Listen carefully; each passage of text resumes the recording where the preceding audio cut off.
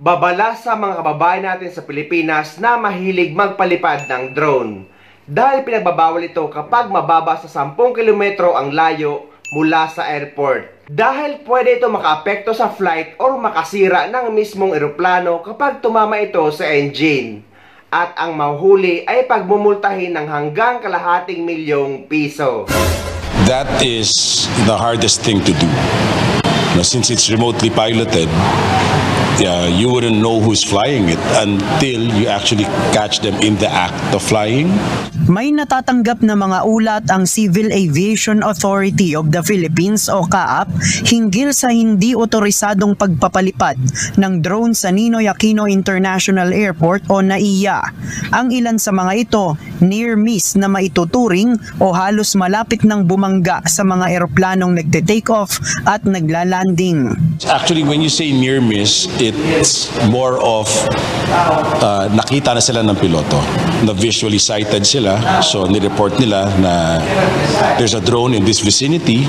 So, we consider that a near miss.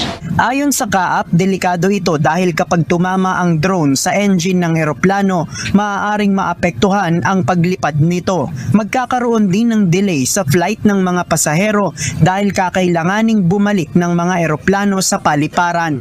Well, if it hits the fuselage of the aircraft, very minimal lang. No? But if it hits the engine, then that may result into a catastrophic event.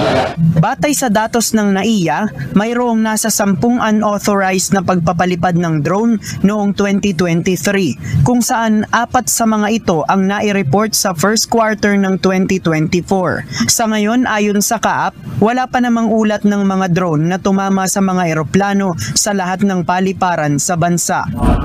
Batay sa regulasyon ng CAAP, mula dito sa airport, merong 10-kilometer aerodrome radius na dapat sundin ang mga drone pilot. Hindi sila pwedeng magpalipad ng mas malapit sa 10 kilometro sa mga airport upang maiwasan ang pagbangga sa mga eroplano.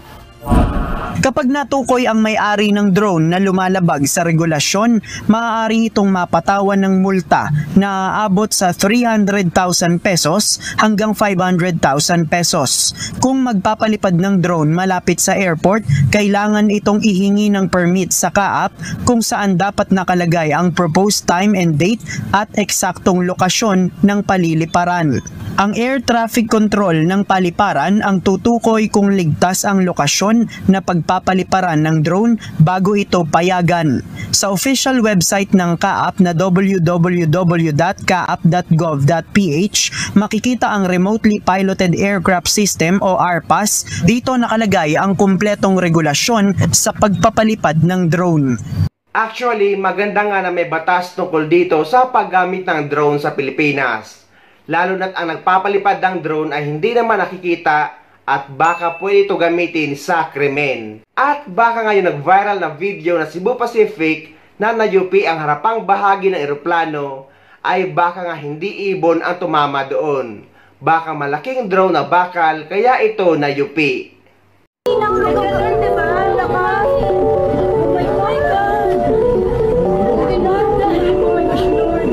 Nayupi ang unahang bahaging ito ng isang eroplano na tila may kung anong tumama habang lumilipad.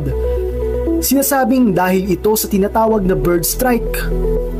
Ito ay ang insidente kung saan natatamaan ng aircraft ang mga lumilipad na hayop habang ito ay umaandar.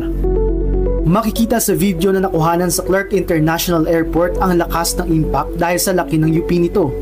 Ayon sa uploader ng video at pasahero ng eroplano, nangyari ang insidente noon pang May 6. Ngunit nag-viral ito kamakailan lang nang i-upload niya sa TikTok.